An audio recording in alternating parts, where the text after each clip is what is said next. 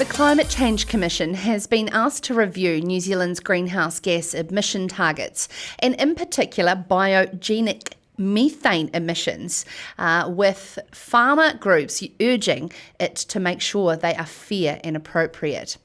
We are joined now on Sarah's Country by Environmental Policy Manager for Beef and Lamb New Zealand, Corina Jordan. Now, Corina, the Climate Change Minister James Shaw wants the Commission to consider whether New Zealand's commitment under the Paris Agreement goes far enough. What would you like to see them do here under this review? Beef and Lamb welcomes Shaw's recommendations for the Climate Change Commission to have a look at our international targets and actually to review the zero carbon bill off the back of that. Obviously, at this stage, it's just to provide advice.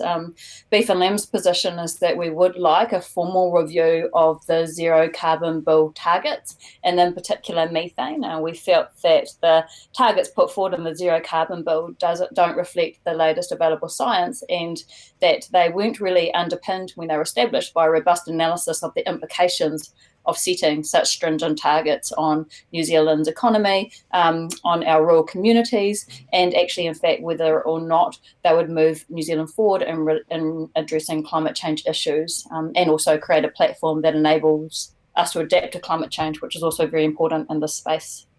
So the zero carbon bill had 24 to 47%. Below the target was for methane to be below 2017 levels by 2050. That's sort of quite a wide range. Is it narrow enough in terms of, and also how long will it take for our science to get to a point of understanding what a good target would be?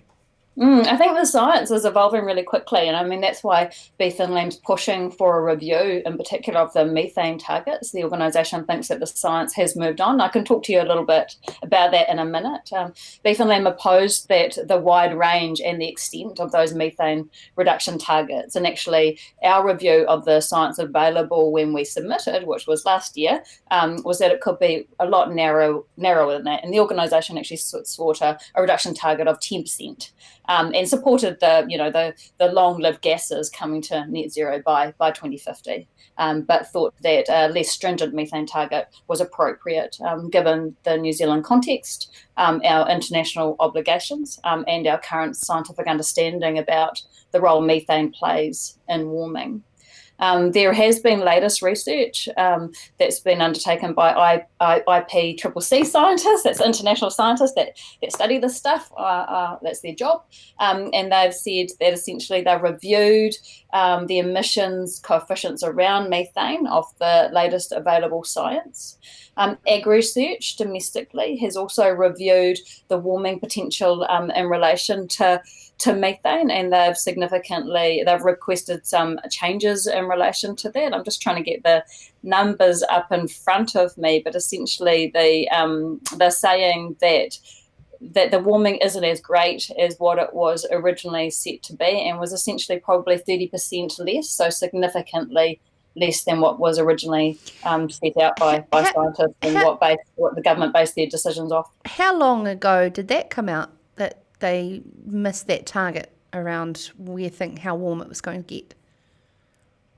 That's just quite recent science, and the science is constantly evolving. I don't actually have a date. I can come back to you on that, but it's sort of over the last 6 months or so. Yep. So it's not just oxide emissions from livestock on hill country, are significantly less as well. And what we know for the sheep and beef sector, essentially since the 1990s, the sector's already reduced its emissions by about 30%, so already had significant gains in relation to reducing its greenhouse gas contributions. Explain to me, just in regards to how it all works, where you've got a Climate Change Commission that's constantly reviewing new science, and as James Shaw has alluded to me in the past, that the Zero Carbon Act is a fluid moving document. How do you get changes to a fixed act on a regular ongoing basis as science moves so quickly? It is really tough. Beef and Lamb supports having clear and certain targets. It's just a matter of policy that these do evolve over time. Adaptive management is not a new thing. It's what we do. We just need to make sure that when we're setting legislation and we're setting targets, that we do so in a precautionary way, and we have clear processes for reviewing them. And under the Zero Carbon Act, there are clear processes. The Climate Change Commission has a role to review our budgets and our targets on a 5-yearly basis, and then provide advice back to the government based on the latest science, and a whole lot of stuff around the implications that targets have on New Zealand community and our wider wellbeing. And then the government considers that and will go through bill changes as required to update those targets. It is a bit cumbersome, but it is the process that we've got at the moment.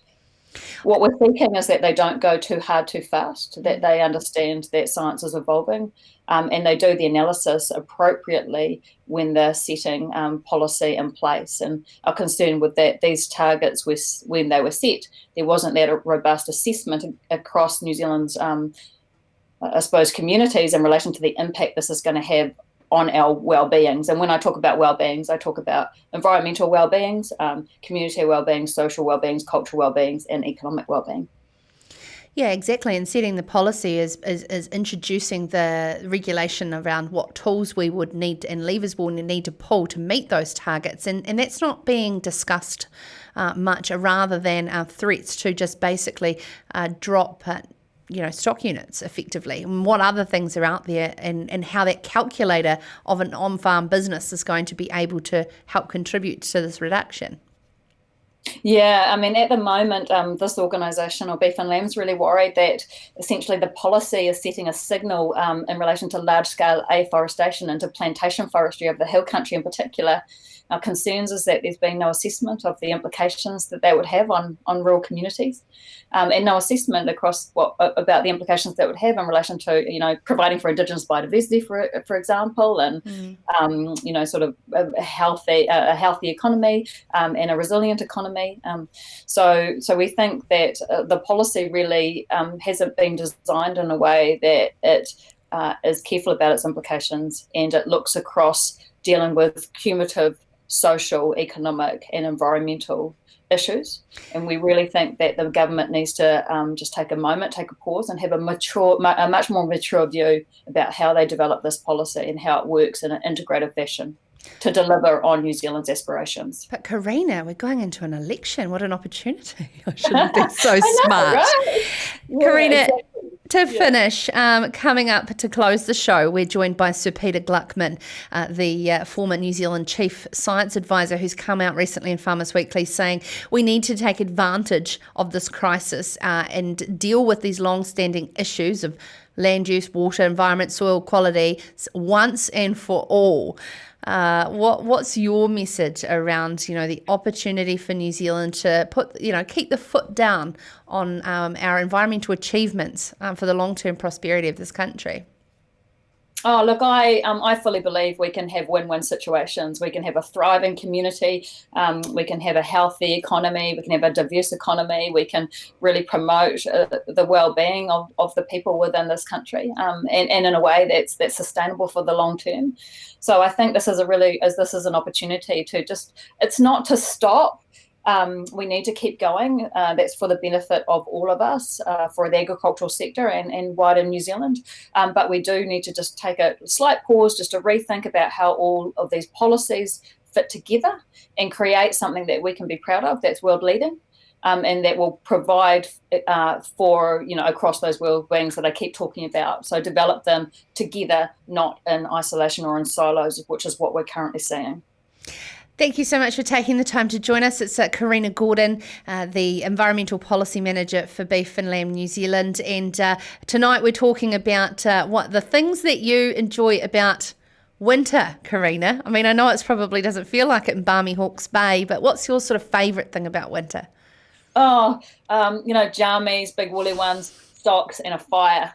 Yep, good Norsewear socks. Totally. Thank you so much. Yeah, absolutely. Thanks for taking the time. It's Corina Jordan from Beef and Lamb. This is Sarah's Country.